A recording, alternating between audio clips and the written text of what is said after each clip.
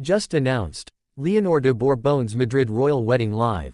Greater than, live cameras captured it, and now the world is watching.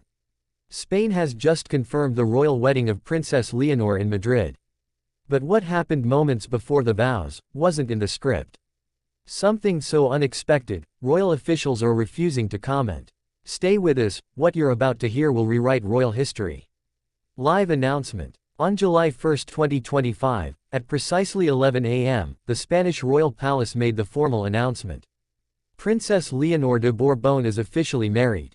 This marks the most anticipated royal event in modern Spanish history, broadcast live to over 200 countries, streamed across all platforms, and followed by global media in real time. But what viewers didn't see, what happened off-script, is the reason this royal moment is already trending as the most controversial and emotional in decades. What did Leonor do? Why is Madrid still reacting? We'll break it down, but first, the moment the announcement hit. The moment it went live. The footage begins with the gates of the Royal Palace of Madrid slowly opening. Inside, white roses cascading from the balconies.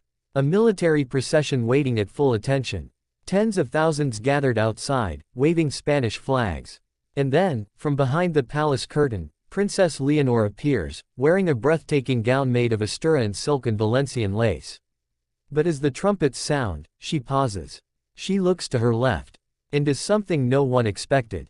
That one motion, barely 3 seconds, is what has the world asking. Greater than, did Leonor break with tradition, on purpose? The vow moment that shook everyone. As she reaches the altar, Leonor doesn't just repeat her vows. She adjusts the speech, adding a line not approved by royal advisors. Greater than, today, I marry not only for love, but for the people I promise to serve. That line wasn't in any script. In fact, sources confirm her father, King Felipe, appeared visibly caught off guard. Why did she say it? Was it an act of defiance, or a symbol of the new monarchy? One royal insider suggests it was the beginning of a new model of royal leadership. But that wasn't the only surprise. Behind the palace walls, during the live stream, cameras briefly cut away from the bride, a rare production decision. What happened during that 22-second blackout? Eyewitnesses inside say that Leonor had a private exchange with her grandmother, Queen Sofia, just off mic. And what was heard, faintly through a backup feed, was this. Greater than, this is my moment to lead. We don't know the full context. But we do know Queen Sofia smiled, nodded, and whispered something back. What was exchanged, and why the royal editors tried to cut it, is still a mystery. But the palace has refused to explain the moment. And that silence is only fueling more speculation. Global reaction. Immediately after the live broadcast, #Leonor Wedding Live trended worldwide. CNN called it, the most human royal moment of the decade. El País asked, is this the end of cold royalty? TikTok exploded with edits, captions like, she's not just a queen, she's the moment. But perhaps the strongest reaction came from Madrid itself. Thousands flooded into the Plaza de Oriente, chanting Leonor's name. Cafes gave out free champagne. Even Spanish senators paused parliamentary meetings to congratulate the couple. But not everyone celebrated. A group of traditionalists is demanding clarification from the monarchy, asking whether protocol was broken on national television. The groom revealed, the man now married to Spain's future queen. His name is Alessandro de Verrazzano, an Italian-Spanish diplomat with noble lineage and a discreet past. Leonor met Alessandro during a NATO Youth Summit in Belgium. Their romance was kept almost entirely private, until now. But critics argue Alessandro is too unknown, too quiet for a royal consort. Why was his background kept from public debate?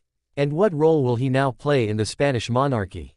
One senior analyst says, greater than, this marriage may be more than romantic.